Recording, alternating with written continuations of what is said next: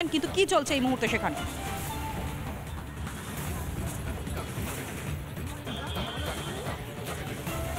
দেখো, মূলত লালবাজারের যে সায়েন্টিফিক উইং রয়েছে উইথ ফটোগ্রাফার টিম, তারা এসে পৌঁছেছেন, সঙ্গে হোমিসাইড ডিপার্টমেন্টের অফিসার্সরা তারা এসে পৌঁছেছেন ইতিমধ্যেই স্পটে, যেখানে রফিয়া অর্থাৎ তরুণীকে নৃশংসভাবে হত্যা করা হয়।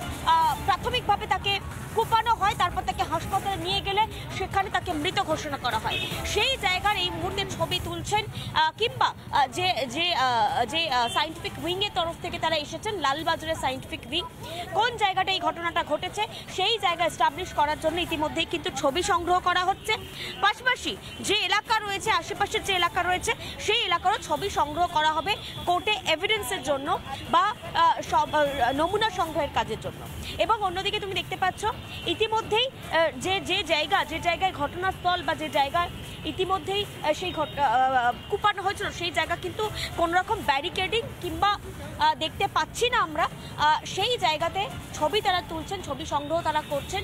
লালবাজারের সায়েন্টিফিক উইং থেকে তারা এসেছেন, হোমিসাইড ডিপার্টমেন্ট থেকেও আসা হয়েছে। তুমি জানো যে গতকাল এই জায়গায় 8টা থেকে 8:30 নাগাদ প্রাথমিকভাবে জানা যাচ্ছে যে বিবাহ বহির্ভূত সম্পর্কের জেরে রফিয়া অর্থাৎ রফিয়া যে ফারুকির সঙ্গে সম্পর্ক ছিল এবং ফারুকির ছেলে, নাবালক ছেলে, তার স্ত্রী এবং একই সঙ্গে তার বন্ধু, এই তিনজন মিলে কার্যত প্রি প্ল্যান ঠান্ডা মাথায় ছক কষে তাকে খুন করার বা তরুণীকে খুন করার, যার সঙ্গে প্রেমের সম্পর্ক রয়েছে।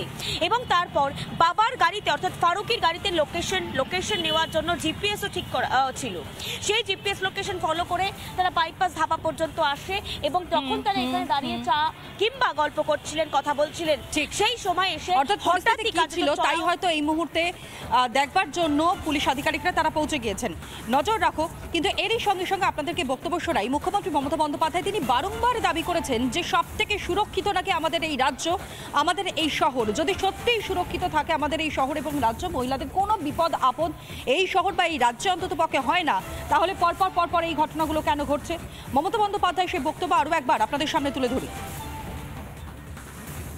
আমি চ্যালেঞ্জ করে বলছি, Bengal is the only place যেখানে মহিলারা সেফ এবং সেফেস্ট স্টেট।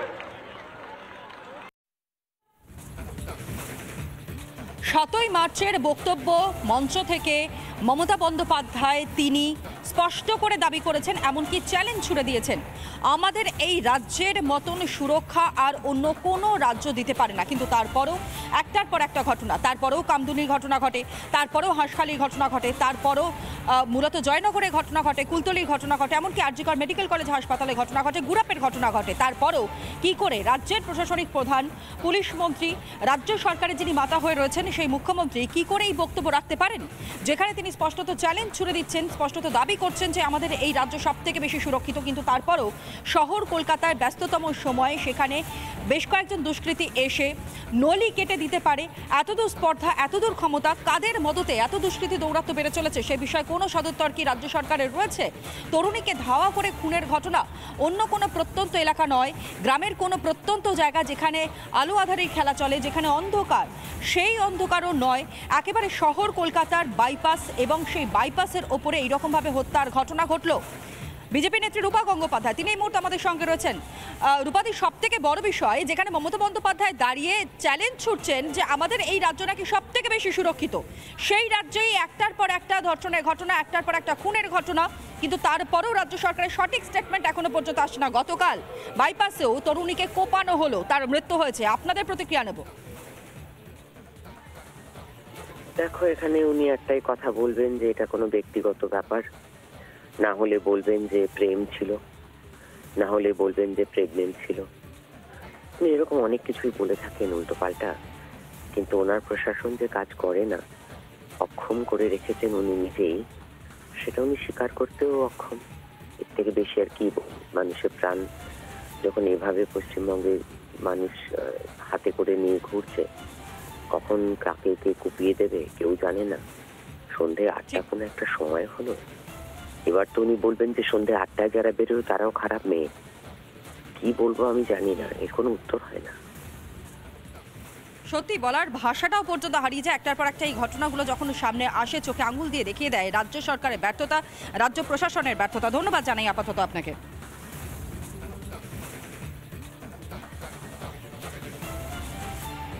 নানা ধরনের কন্টেন্ট দেখার জন্য লাইক করুন, শেয়ার করুন আমাদের ফেসবুক পেজ, সাবস্ক্রাইব করুন আমাদের ইউটিউব চ্যানেল। পাশাপাশি অন্যান্য ব্রেকিং নিউজের জন্য অবশ্যই চোখ রাখুন রিপাবলিক বাংলায়।